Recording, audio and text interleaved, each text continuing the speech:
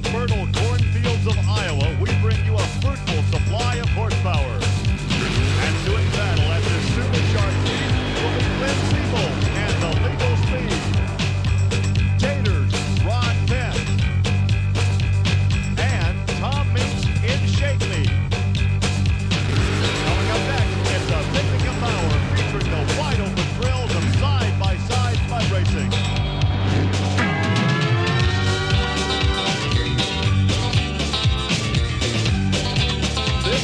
Trucks and Tractor Power, featuring the all-stars of the four-wheel and off-road Quad Cities Nationals. Welcome to Trucks and Track Power on the Nashville Network. Today we bring you the four-wheel and off-road JAMBOREE Quad Cities Nationals from the Mississippi Valley Fairgrounds in Davenport, Iowa. This area is home to some of the richest and most fertile farmland in the entire country. But today, the Mississippi mud will serve up the wide-open thrills of side-by-side mud racing. From the chrome and candy apple that is the show and shine area, we have a study in contrast. Hi everybody, I'm Gary Lee because we have side-by-side mud racing for you. And here with the story on that grimy sport is Mr. Clean, Army Armstrong.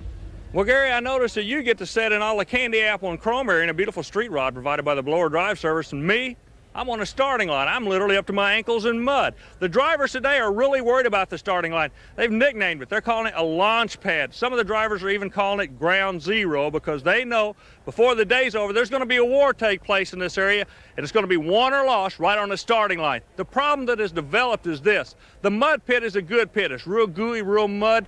The drivers are really liking that. But the starting pad, the area where the vehicles start to leave the line, is almost rock hard. Track is not broken up there. The drivers are worried about getting a bite. And what this will cause is a lot of RPM and engine problems for the guys when they leave the starting line. So everybody's going to be watching the guy in front of them trying to adjust their run to his run. Back to you, Gary Lee, for some mud racing action today from Davenport. All right, Army, indeed. It's corn-fed mud racing coming up next from Davenport, Iowa.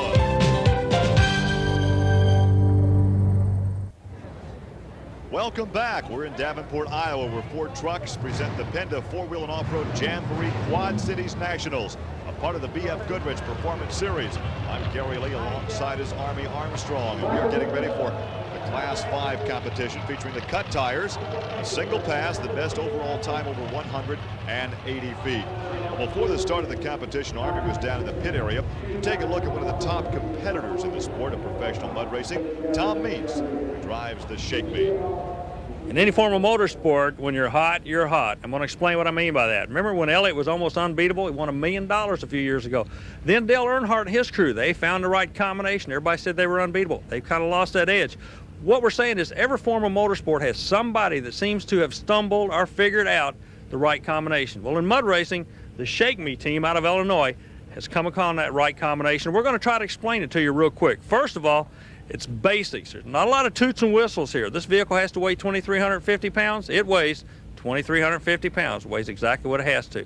He's come up with the right combination as far as tire, gear ratio, and what have you.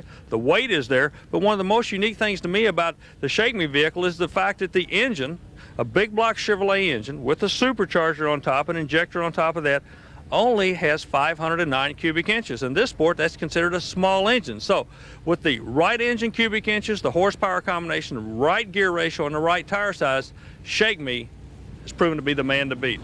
Back to you, Gary. And Army, at the time you did, he had the paddle tires on there. Of course, we're using the cut tires for this competition. Talk about a guy who's tough to beat indoors, a four-time indoor champion, Tom Martin in the Super Trooper.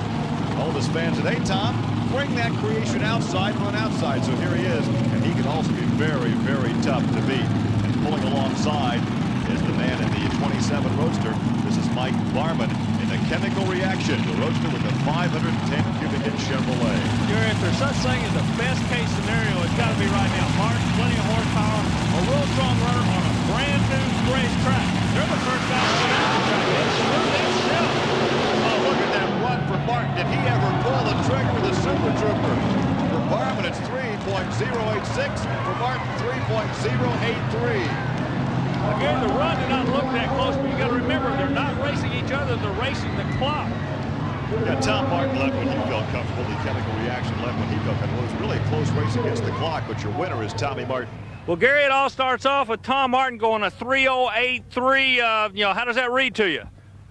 Well, I'll tell you, we turned the engine down quite a bit for this run because the track looked slick, and I may have went too far. I think it left pretty good, and then the motor kind of fell off. I might have given it the wrong tune-up. This may be a day where it's more advantageous to draw a little later in the competition. Mike Garrett up next in the equalizer, and he will pull along Dragonfly out of Wisconsin. This is Ted Horvath. Now, Horvath's played the game a long time with a supercharged engine. On the other side of the ledger, Garrett comes out, Gary. The supercharged engine's new to him. It makes a whole different kind of horsepower for him, and he and his crew are really excited today. They thought they could beat players, and you got to look at the numbers. 3:08 is beatable with the right combination today.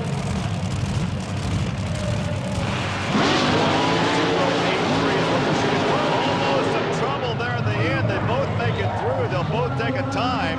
The Dragonfly's time is 3.35, and for the equalizer, the time is 3.43. So the Dragonfly, the quicker of the two, but not fast enough to knock off Tommy Martin and the Super Trooper. But both drivers are in trouble right there. But it is the Dragonfly, the fastest through the mud, and here is Tad with Army. Okay, Tad, a 3:35, not the run I believe you were looking for, but you drew early in the field. Is that why?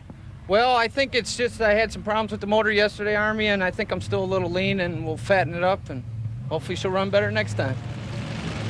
And coming up now, the Radical rear-engine Dragster. That's the showtime of Ken Crum, featuring the 477 cubic inch Floyd Rodeck power plant. And he pulls alongside Dan Brown, the fiberglass Jeep Top Gun.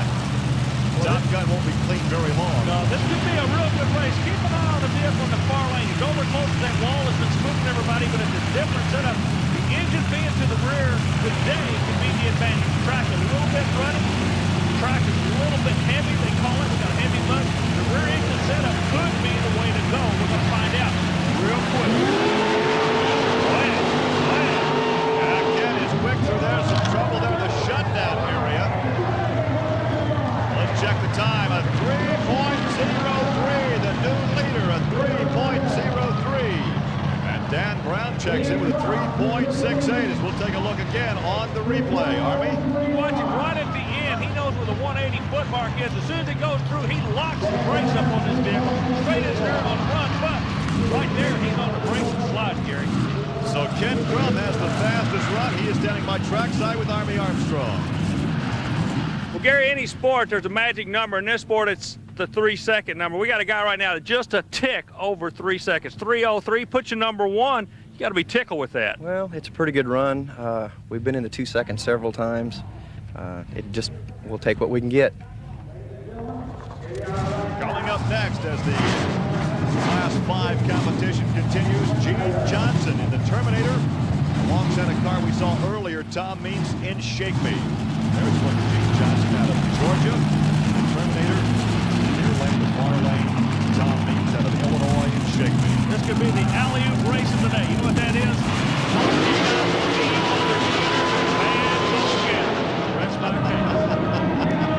And there it is, looky there, 2.99. Tom Means in Shake Me has just taken the lead, and there is a 3.56 for Gene Johnson.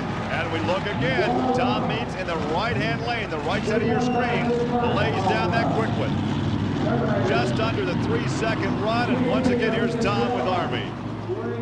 But Tom, a 299 with a little kick on the end. That had to be a thrill out there. That was great. It left real good, but after that it got a little squirrely, but it was running strong all the way. I knew it'd be a fairly good time. It'll take a dandy run to beat him. He's on top right now, but here's the guy that can do it. Ron Penton Taters yet to come.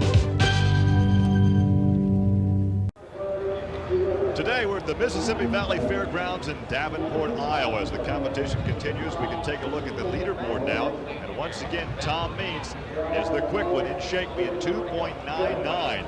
Ken Crum, the rear engine showtime, is second. And Tom Martin, the Super Trooper, is now third. And the man that we talked about earlier, Ron Pence, is coming up right now. That is Tater. That's the 1976 Chevy Love with the big Keith Black Chevy engine.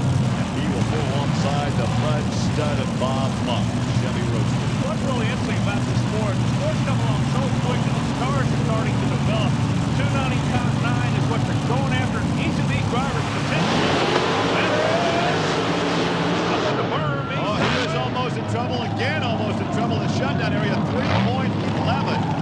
3.11 to the 3.41. So Ron Pence was the quick one there, but boy, he got in all kinds of trouble, both in the pit and also in the shutdown area. Well, the racing track's 180 feet long. He went about a good 250, I would say, to get that 180 feet, Gary.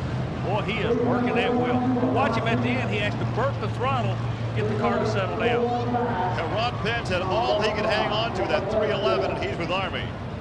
Okay, well, Ron, a 3.11. Let me ask you, did you watch Mintz when he ran in front of you? Did you learn anything by watching the guy, or you just play your own game by your own rules? You just got to play your own game to whichever pitch you draw. I think he run the left pit and I run the right when there's a little difference in them. It can go either way. Well, you can read the disappointment on his face because he knows that vehicle is capable of a much quicker speed than that. You take a look at Tom Marsh, the purple intruder out of Vandalia, Ohio. One side, Glenn Seabold in legal speed. Seabold's a past national champion in the sport. You know, the guy on the other lane sitting there is kind of interesting. Morris, like I say, he reminds me of a college basketball player. About 6'6", 6'7". He doesn't look like the kind of guy at all that would drive one of these rascals.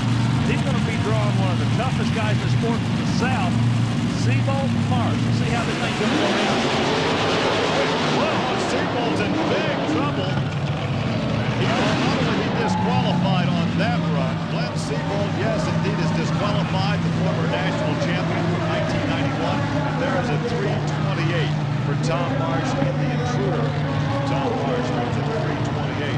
Let's take a look again. Watch Seabold get in trouble in that right-hand lane. See, they can't prove the track to the man in front of him. He got caught in a run of the guy in front of him. Now here's Glenn with Army. Gary, I've often wondered, Glenn Seabold, would you be interested in a second career, and if so, would it be Bronco riding? You took a ride out there. You okay? Fine. Yeah, it's just, at least I went through the pit today. Yeah, and you stayed on all four wheels, but you're supposed to go through this pit on the same side, not go in the other lane. The straightest way is the fastest way, right? Well, at least Glenn can laugh about it. He'll come back to race another day as we take a look at Byron Tinky's Bad Habit. A lot of local fans cheering for him. He's from nearby Iowa City, Iowa. Now, Tinky, he runs on the circuit, but he's going up against a guy to me that looks like he should be riding a Harley and not driving a mud race. That's Tony Alt out of Columbus, Indiana. This guy is the last of the love cows in the 60s, Gary. He is having a ball. I'm not sure he would appreciate you saying that. Little Miss Dangerous, the far lane, the near lane, Bad Habit. One of the problems with a Little Miss Dangerous vehicle, man, setting that close to the wall, the sound is bouncing right back in Tony's face. It's hit a really distracts him. Right back, let the other vehicle out. Hang on. Oh, man. How many times have we seen Byron Tinky get in trouble? He got upside down in a big way at Panama City a couple of seasons back. He is disqualified. The Bad Habit is disqualified. And look over here, a 4.31, and Tony was in trouble in the shutdown area. You know, Tony had to see that coming. The 4:31, I don't think, is a real good true time for Tony. That's a tough break, but that's part of the game. Byron, he's in trouble right now. Tony, meanwhile, has got to watch this guy and try to get to the finish line and stop just shy of the Yodoc barrier system. The Bad Habit actually jumps the finish line as we take a look one more time. Now watch Bad Habit get in trouble mid-lane. Now he jumps the finish line, and Tony is headed for the barrier. Yeah, that's some heads-up driving by Tony. Sharp move. Tony was concerned he was going to T-bone the Bad Habit as the fans enjoying all kinds of activities here. These jamborees offer a host of activities for the truck lover as well as the entire family. To find out when a jamboree will be in your area, call or write the Special Events Promotion Company. We are delighted to be here in Davenport, Iowa for some great side-by-side mud bog competition. Here's a good-looking young lady, the touch and go. This is Karen Rast. She and her husband don't follow the national circuit, but in the north, they're definitely players. As a matter of fact, they've won their area championship for this year. It's the first opportunity we've had to see him on TV. As you can tell, he's an important part of the operation.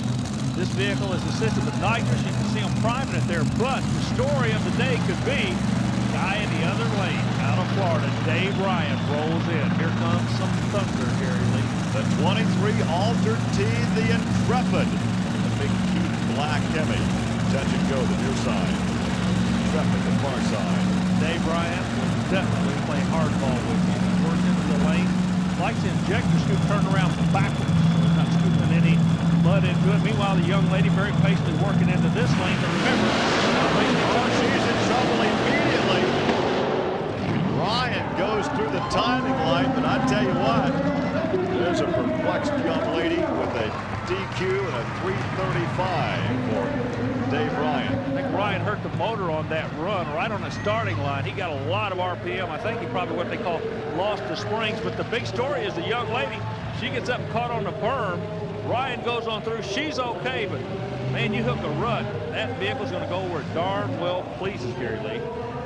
Early in the show, Army, you called the starting line a launching pad. That could have been a problem right there for Dave Ryan. What happened? The starting line is so hard. They're getting so much RPM. As soon as they hit the throttle, the engine goes up on the RPMs, and it floats the valve springs is what it does, and that kills your horsepower. It's exactly what happened to him. He can go quicker than a 338, I'll guarantee you. Well, Army, let's take a look now at the standings. Once again, Tom Means and Shaken with that excellent ride at 2.99. Then Ken Crum in the Showtime Dragster at 303, and Tom Martin, the Super Trooper, at 3.083. A lot more coming your way from Davenport, Iowa. Welcome back to Davenport, Iowa, where Ford Trucks present the PENDA four-wheel and off-road Jamboree Quad Cities Nationals, a part of the BF Goodrich Performance Series. Well, mud racing and the show and shine activities aren't the only competitions going on here in Davenport this weekend. This is actually action from the Tough Truck competition sponsored by BF Goodrich and Penduliner Bedliners held earlier today. We're taking a look now at Richard Maldron, a black Toyota, who ended up finishing third of the day, the last time 46 and 28 seconds. If you think that some of the street classes in mud racing can be tough on a truck, it's nothing compared to what a timed obstacle course has to offer, with a few whoop-de-doos and a big tire at the end. Boy, some damage it can do to a family pickup truck. Gary, let's get a local competitor an opportunity to bring a street truck out and get a chance to be on television. I should be published in one of the Peterson magazine, off-road magazines, if you will.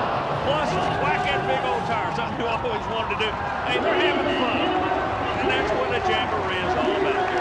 They're having fun, and the fans are also having fun. But first and second place going to this couple right here, the husband and wife team of Randy and Laura Farrenkrog out of Davenport, Iowa. They drove an 82 Toyota pickup truck to street. Listen to their excitement. We are ready now for our final two competitors. There's a look at Scott Lane in Silent Rage. Gary, this vehicle is powered by Chrysler. We've seen Chevrolet and Ford horsepower today. This is the first Mopar Chrysler horsepower. It'll come out of Spencer, Indiana again. Goes by the name of Silent Rage 2. Now, that's a supercharged vehicle. Sitting next to him in the opposite lane is a vehicle out of Indianapolis, Indiana. Goes by the name of Hyperactive. You notice a white coming out of the top of the engine. That's purging the nitrous system. That tells you that is nitrous oxide assisted.